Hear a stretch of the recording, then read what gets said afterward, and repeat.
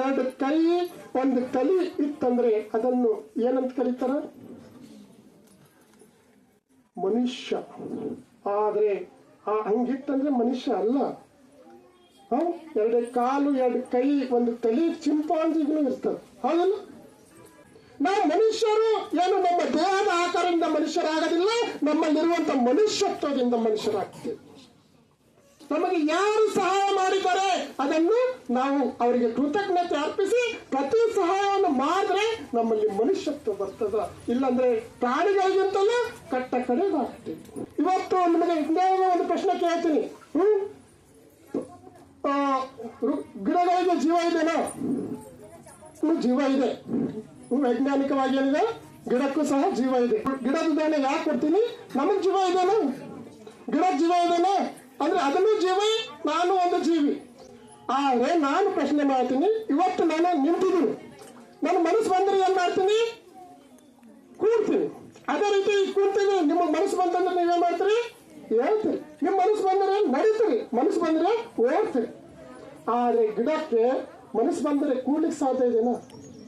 ಮನಸ್ಸು ಬಂತಂದ್ರೆ ನಡಿಲಿಕ್ಕೆ ಸಾಧ್ಯ ಇದೆನಾ?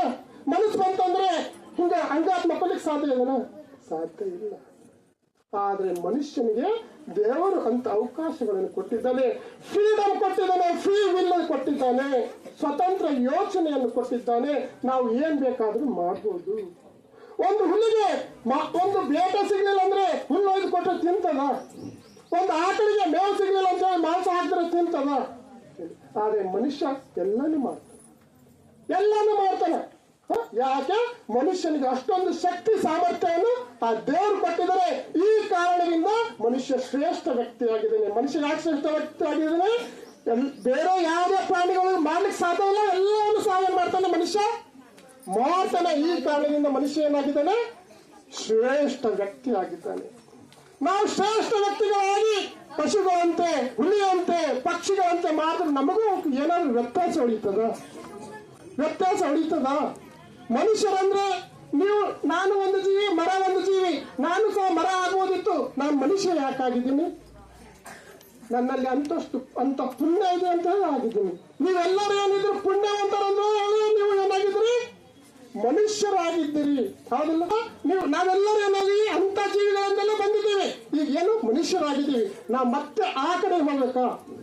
ಪ್ರಾಣಿ ಪಶುಗಳ ಪಕ್ಷಿಗಳಂತೆ ವರ್ತನೆ ಮಾಡಿ ಮತ್ತೆ ಅದೇ ರೀತಿ ಆಗ್ಬೇಕಾ? ಮನುಷ್ಯತ್ವದ ದೊಡ್ಡ ಗುಣ ಅಂದರೆ ಉಪಕಾರವನ್ನು ಸ್ಮರಿಸುವುದು, ಉಪಕಾರವನ್ನು ಸ್ಮರಿಸಿ ಉಪಕಾರಕ್ಕೆ ಪ್ರತಿ ಉಪಕಾರವನ್ನು ಮಾಡುವುದು ಮನುಷ್ಯತ್ವದ ದೊಡ್ಡ ಗುಣ. ನಾನು ಇದನ್ನು ಯಾಕೆ ಹೇಳ್ತಾ ಇದ್ದೀನಿ ಅಂದ್ರೆ, ನಿಮ್ಮ ಇಡೀ ಜೀವನ ಪರ್ಯಂತ ಒಂದು ನೆನೆಸ್ಕೊಡ್ರಿ. ನಿಮಗೆ ಇಲ್ಲಿ ತನ ಬಂದಿರಿ, ನಾನು ಸಹ ಇಲ್ಲಿ ತನ ಬಂದಿನಿ ಅಂದ್ರೆ ನನ್ನ ಒಂದು ಶಕ್ತಿಯ ಮೇಲೆ ಇಲ್ಲಿ ತನ ಬಂದಿಲ್ಲ, ನೀವು ಸಹ ಸ್ವಶಕ್ತಿಯ ಮೇಲೆ ಇಲ್ಲಿ ತನ ಬಂದಿಲ್ಲ. ಈ ಮಾತನ್ನು ಒಪ್ಕೋತೀರೋ? ಮತ್ತೆ ನಾನು ಇಲ್ಲಿ ತನ ಬಂದಿನಂದ್ರೆ ನನಗೆ ಅತಿ ಹೆಚ್ಚಿನ ಸಹಾಯ ಯಾರಿಂದ ಆಗಿದೆ? ನೀವು ಇಲ್ಲಿ ತನ ಬಂದಿರೋದ್ರೆ ನಿಮಗೆ ಅತಿ ಹೆಚ್ಚಿನ ಸಹಾಯ ಯಾರಿಂದ ಆಗಿದೆ? ಮತ್ತೆ ಅವರನ್ನು ಮರಿಬೇಕಾ? ನಮ್ಮಿಂದ ಎಷ್ಟು ಸಾಧ್ಯ ಇದೆ ಅವರಿಗೆ ಏನು ಪ್ರತಿ ಸಹಾಯ ಮಾಡೋದು ಸರಿನೋ ತಪ್ಪ? ಸರಿ ಮಾಡಿದ್ರೆ ನಾವೇನಾಗ್ತೀವಿ? ಮನುಷ್ಯರಾಗ್ತೀವಿ. ಮಾಡದೇ ಇದ್ರೆ ಏನಾಗ್ತೀವಿ? ಪಶುಗಳಾಗ್ತೀವಿ. ನಮಗೂ ಅವಕ್ಕೂ ಏನು ವ್ಯತ್ಯಾಸ ಇರಲಿಲ್ಲ. ಮನುಷ್ಯ ಅನ್ನುವಂತ ಗೌರವ ಕಾಪಾಡ್ಕೋಬೇಕಂದ್ರೆ ಮಾನವೀಯ ಗುಣಗಳು ಬರಬೇಕು. ನಾವು ಯಾರಿಂದ ಸಹಾಯ ಪಡೆದಿದ್ದೀವಿ ಅದನ್ನು ಸ್ಮರಿಸ್ಕೊಳ್ಬೇಕು, ಅದಕ್ಕೆ ಪ್ರತಿ ಸಹಾಯವನ್ನು ಮಾಡಬೇಕು. ಯಾರ ಮೇಲೆ ತಂದೆ ತಾಯಿಯ ಆಶೀರ್ವಾದ ಇರ್ತದೆ, ಜಗತ್ತಿನಲ್ಲಿ ಎಷ್ಟೋ ಶತ್ರುಗಳು ಬಂದರೂ ಅವರನ್ನು ಯಾರು ಏನ್ ಮಾಡ್ಲಿಕ್ಕೆ ಸಾಧ್ಯ ಇಲ್ಲ.